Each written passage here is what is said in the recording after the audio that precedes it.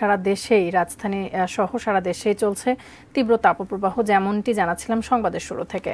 রাজধানীর আগারগাঁওয়ে এই মুহূর্তে রয়েছেন আমাদের সহকর্মী ওয়ালিউল সাকিব। তিনি আবহাওয়া অধিদপ্তরের সামনে রয়েছেন, সেখান থেকে তিনি সবশেষ খবরাখবর জানাবেন।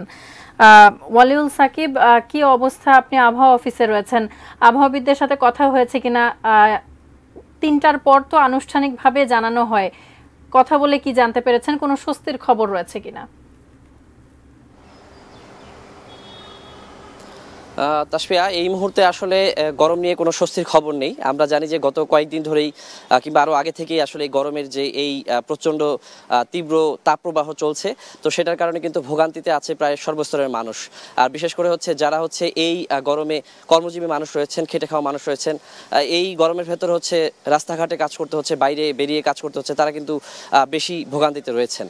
তো আজকে সকালেও আমরা দেখেছি যে যদিও আমরা জানি যে সকালের দিকে ভোর দিকে কিন্তু কিছুটা তাপ কম থাকে, ধীরে ধীরে তাপমাত্রা বাড়তে শুরু করে বেলা বাড়ার সঙ্গে সঙ্গে। তো সেই অনুযায়ী বলা যায় যে এই মুহূর্তে আমি দেখেছি কিছুক্ষণ আগেও কিন্তু ঠিক আমি এই আবহাওয়া অধিদপ্তরে যেই জায়গাটাতে রয়েছি, এই এলাকাতে আমরা দেখতে পেয়েছি যে 34 ডিগ্রি তাপমাত্রা রয়েছে।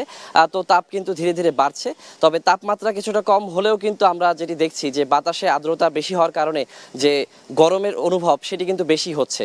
আর আবহাওয়া অধিদপ্তরের সংশ্লিষ্ট যারা রয়েছেন, আবহাওয়াবিদের সঙ্গে আমি একটু আগে কথা বলেছি, তো তারা আমাদেরকে বলেছেন যে আগামী 72 ঘন্টা পর্যন্ত কিন্তু এই তাপপ্রবাহ চলমান থাকবে। তো তারা বলছেন এখন পর্যন্ত গত দুদিনের তুলনায় আজকে কিছুটা তাপমাত্রা কম রয়েছে, তবে আগামী দুদিনে কিন্তু এই তাপমাত্রা আরও বাড়বে বলেই তারা সম্ভাবনা জানিয়েছেন। এবং এই আগামী কয়েকদিনের মধ্যে কিন্তু খুব শীঘ্রই কোনো ঝড় বৃষ্টির সম্ভাবনা নেই, বিশেষ করে ঢাকায়, রাজধানীর আশেপাশে কোথাও। তবে তারা জানিয়েছেন যে গত কয়েকদিনে সিলেট এবং ময়মনসিংহ, চট্টগ্রামে কিন্তু বৃষ্টি কোথাও কোথাও হয়েছে এবং আগামী কয়েকদিনে বৃষ্টি হওয়ার সম্ভাবনা রয়েছে। তবে আরেকটি সম্ভাবনা তারা জানিয়েছেন যে আগামী 6-7 দিন পর কিন্তু ঝড় অথবা বৃষ্টি হওয়ার একটি সম্ভাবনা তারা জানিয়েছেন। তো ঝড় বৃষ্টি যদি হয়ে যায় কোনোভাবে, সেক্ষেত্রে আসলে তাপপ্রবাহটা কমে আসবে, তাপমাত্রাটা অনেকটাই কমে আসবে, এই গরমের যে ভোগান্তি হয়তো কিছুটা কমে আসবে। তবে তারা বলছেন যে আসলে বৈশ্বিক উষ্ণায়ন এবং এছাড়া যে আমাদের দেশের যে আভ্যন্তরীণ বিভিন্ন কারণে যে আসলে গাছপালা ধ্বংস করা, খাল বিল জলাশয়গুলো নষ্ট করে ফেলা, ভরাট করে ফেলা, এইসব বিভিন্ন কারণে কিন্তু এই তাপমাত্রাগুলো আসলে প্রতিনিয়ত বৃদ্ধি পাচ্ছে। এবং প্রতি বছরই কিন্তু তাপ প্রবাহের যে ব্যাপারটা সেটি কিন্তু আমরা প্রতি বছরই দেখতে পাচ্ছি যে দীর্ঘ সময় ধরে হচ্ছে। তো এই ছিল তাসফিয়া আমার কাছে এখন পর্যন্ত তাপপ্রবাহ নিয়ে সর্বশেষ খবর। পরবর্তী সংবাদে আমি অন্য কোথাও থেকে আরো অন্য কোনো তথ্য থাকলে সেটি জানাতে পারবো।